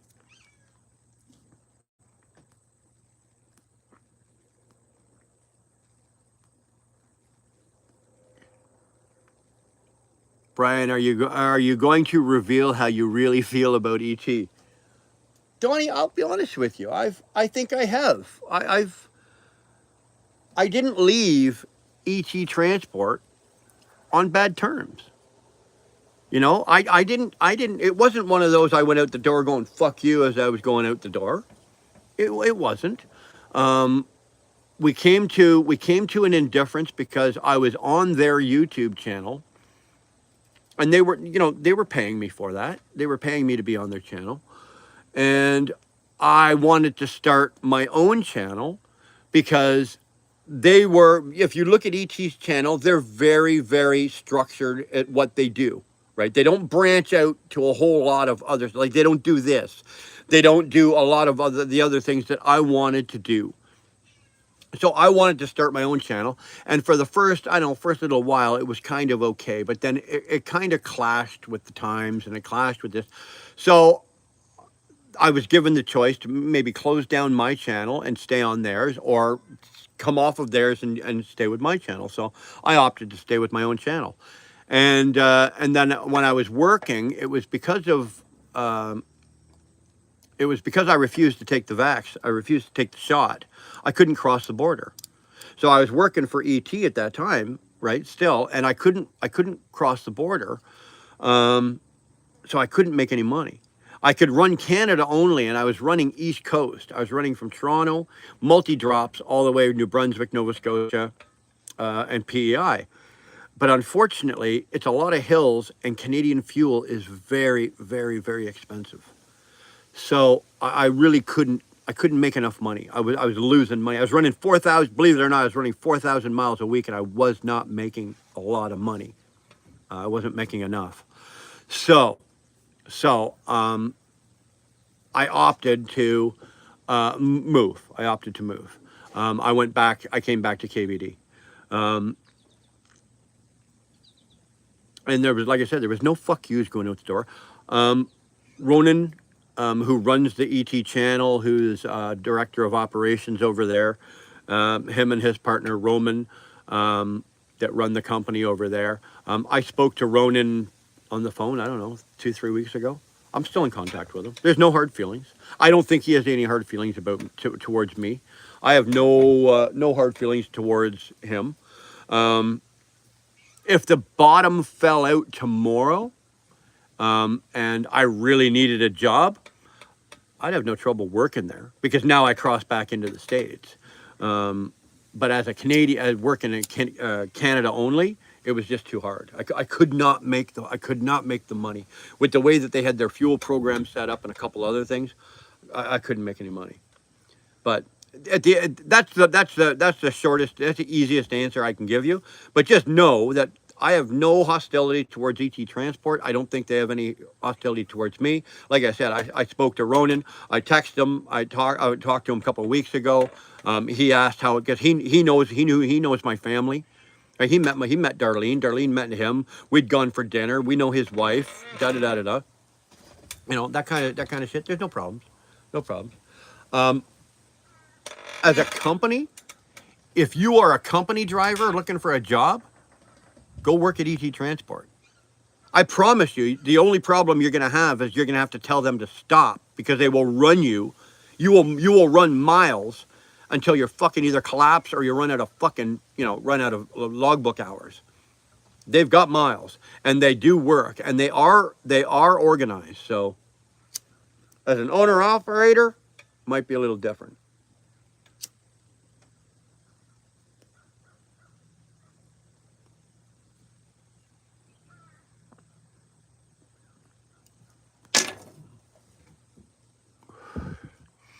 Although, here comes, okay, I'll take a cheap shot here, okay? I will take a cheap shot, okay? All of you go over and look at ET Transport at their YouTube channel. Don't tell them I told you, but go look at on their videos, right, on their section for videos, and it'll give you the options. It'll give you the most viewed, or the ones, it'll say the most recent or the most viewed. Go to the most viewed. The top 5, I think the top video that they've ever had on their channel is one of mine. I think it's at 1.5. This is I looked a couple of weeks ago, but whatever, because I was rubbing it in Ronan's face, and it was in good fun, believe me.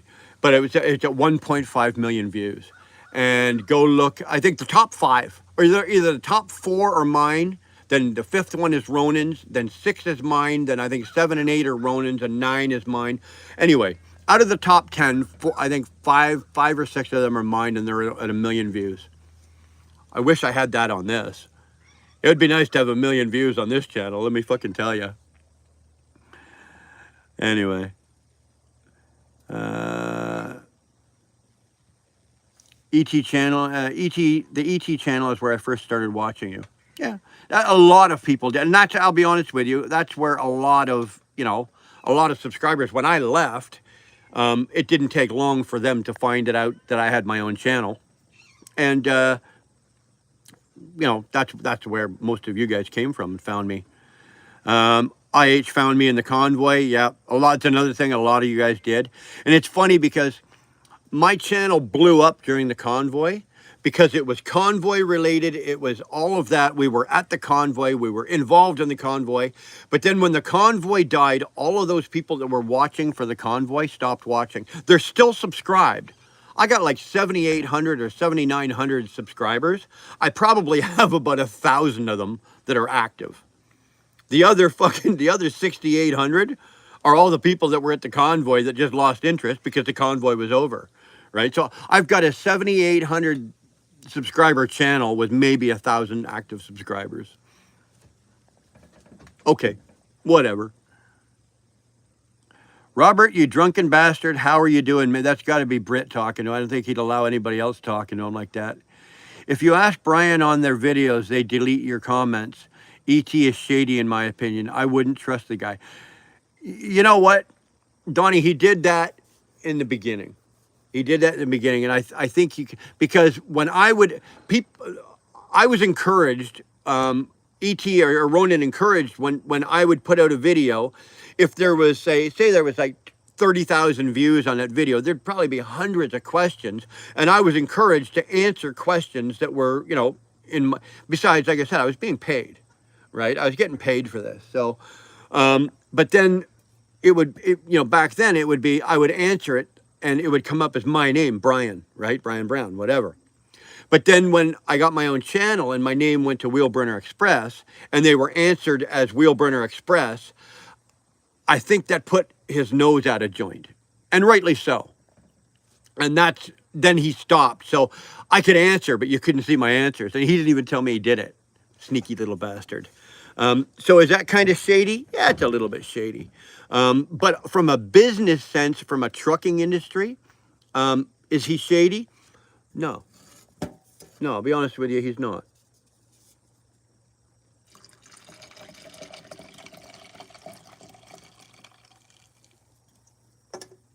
He's not.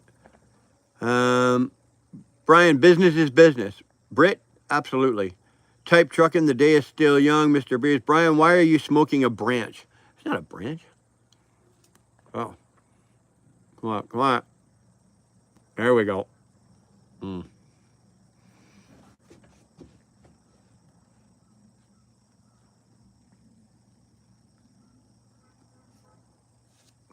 Dodalina.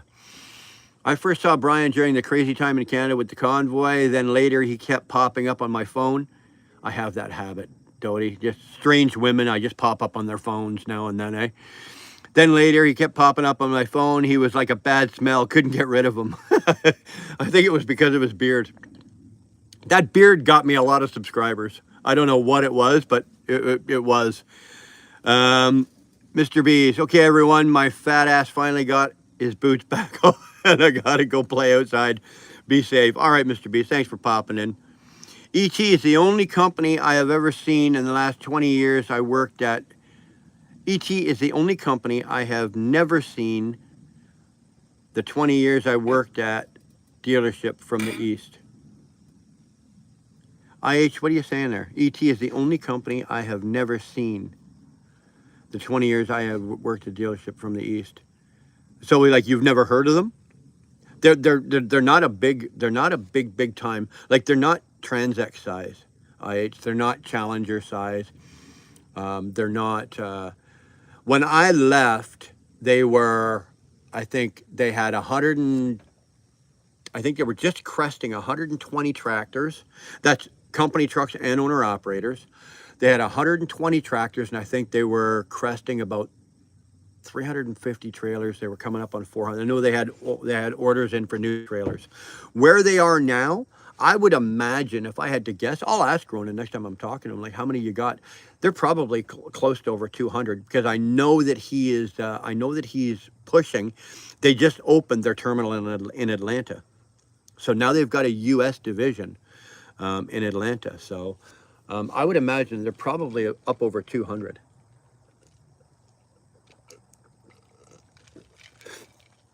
They are smart in the ways that they're not looking for mass expansion. Slow and steady.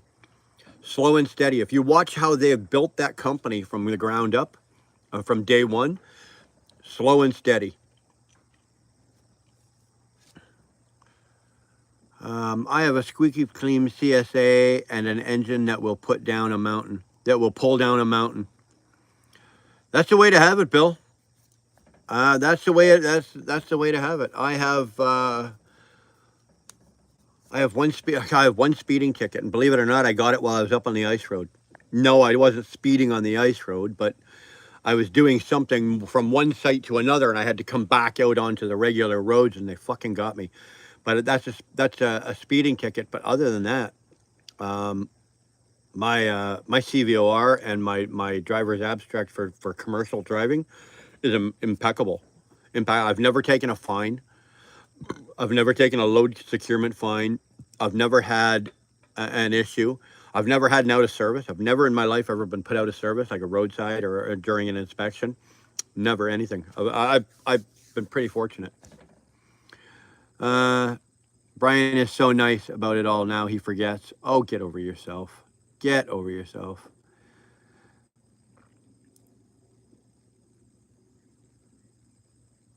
The way I look at it as a Brit, I'm probably going to buy all these American and Canadian companies. You all work for me and Robert. Yeah, CO and COO, Brian. I don't think so. I don't think so. I'll be retired before I start working. Before that happens. I still think you look 20 years younger with the new style beard. Thank you, thank you. We're gonna let this grow back out though a little bit more. I'm not a fan of this look at all. I really am very uncomfortable with it. Do not like it at all. Slow and steady wins the race, baby. Shannon, you're absolutely correct. Absolutely correct. When it comes to business today, that's how my opinion. That's the way to do it. Mind you, that's just my opinion. You talk to 20 other guys, you'll probably tell you, hell no, get as much as you can, as fast as you can. But no, I think slow and steady. Use a little bit of caution, but use a little bit of caution and a whole lot of fucking common sense. Common sense. Damn, I got 2 speeding. Yeah, but I'm talking 1 speeding ticket, Britt, in my life. In a commercial fucking truck, in my truck. I've had a speeding ticket in my car.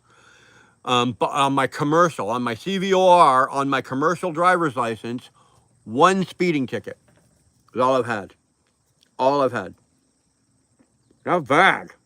Not fucking bad.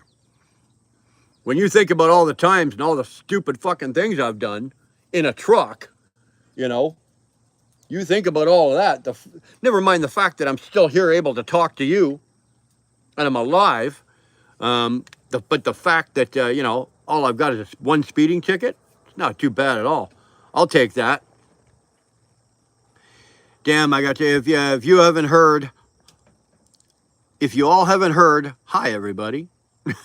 Okay, Dodie.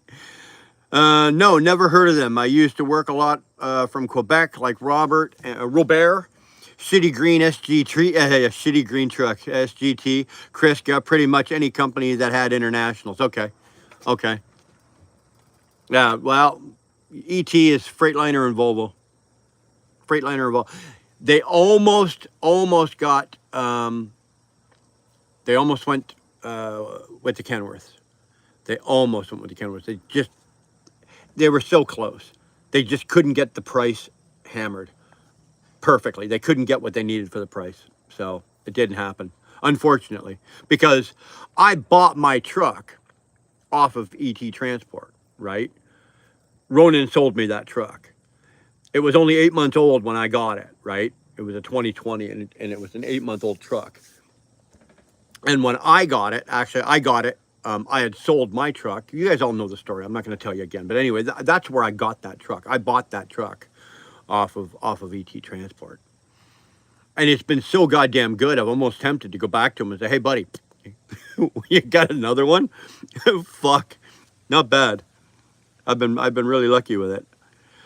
I only ever had 1 speeding ticket in the truck, 65 and a 55 in Cali, and a long time ago, going down a mountain with a full load. Rat bastards. Yeah, they got me for 56 and a 45 mile an hour zone, 56 and a 45, and he knocked it down to 52. So I didn't take any points, but I got a $505 fine. $505 fucking dollars, no points though. I don't know about you, Bill, but I'd rather pay a $5,000 fine than take a single point all day long. I'd rather take the fine. You can fine me. I had no problem paying the $505. Just don't give me any points. So yes, it shows up on my CVOR for 3 years. It shows up on my abstract, but at least it doesn't show any points. It just shows it as a minor, right? It's not a major. So,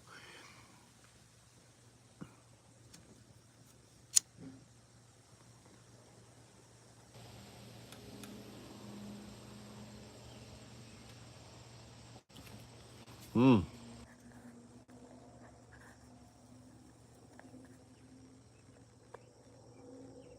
Uh-oh. My phone's down to 5%. Down to 5%. I thought I had a little more than that. I ain't shitty trucks brown most of the time. Come on. I just took it from the lightweights. Illinois in 2016 and Georgia from the freak. Cop hidden behind a bush in 2019. You know what? The only time I really, I always watch my speed, obviously, when you're in small towns, small communities, school zones. God, the last thing you want to do is take a fucking speeding ticket in a commercial vehicle in a fucking school zone. Let me tell you, you might as well just sell your truck. Might as well sell your truck. No, Doty, the company name was SGT. Was always called them shitty green trucks. The drivers couldn't speak a word of English. Yeah, and it was IH. It's that lime green. I don't even know if it's lime. There's not even a fucking color to compare it to, really, eh? That green of SGT. You could spot that truck. You didn't even have to see the name on the door. You could spot that truck 2 miles away coming. It was so goddamn ugly, that fucking truck, that color. It's not lime green, it's some kind of green, but it's ugly as hell. And yeah, absolute garbage. Their trucks were usually beat up. If you look at them now, they're now driving Pete's and Kenworth out of their terminal out there in Quebec. Just again, if you go through Montreal on the 20 and come out the other side, they've got their terminal. They got terminal on north and the south side of the highway, and yeah, they looks like they got some Kenworths. They got some Peterbilts. They seem to be moving up in the world.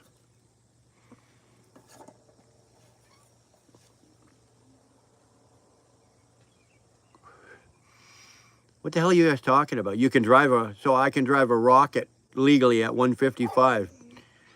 Dude, if you want to sit on a rocket and do 155, knock yourself out. I'll sit there with you and do it. I've never done it. That's something I'd like to try. But I'm an idiot. I'm an idiot for speed, right? If it goes fast, doesn't matter how many wheels it has. If it, down to 2 wheels up to fucking 20, it doesn't matter to me. If it goes over 120 mile an hour, I want to try it. I want to do it. I want to drive it. I don't want to be a passenger. I want to fucking drive it. So, anyway, guys, you know what? I'm going to lose this. I'm now down to 3%. I got cats screaming over here and the dogs at the door wanting to go in. So, I'm going to kill this. Thanks for hanging out on my Wednesday afternoon. I had nothing to say and nothing to go on, and you guys just kept the mouth moving, and it was a good time. So, appreciate that. Let's do this again, I don't know, sometime soon. This week, maybe I'll throw one up this week from the yard when I get back. What's today? Wednesday, Thursday, Friday. I'll be home Saturday night, so who knows? I don't want to do them Saturday nights now because now I work Saturday morning. So the only time I've got with Dar is Saturday, the rest of Saturday and Sunday, because I go back up to the yard Sunday night. So my time at home is I don't want to do a live because I owe Dar and the family that time. So I'll try to get him in during the week. All right. Anyway, we'll see you guys later. Thanks for hanging out. You guys all be safe. Bill, it was really good talking to you the other day, by the way. I don't know if I told you that last night, but thanks for calling. I was just in my own little world. It was nice to get a call from you. Good talking to you, brother. Anyway, the rest is adios. Have a good one.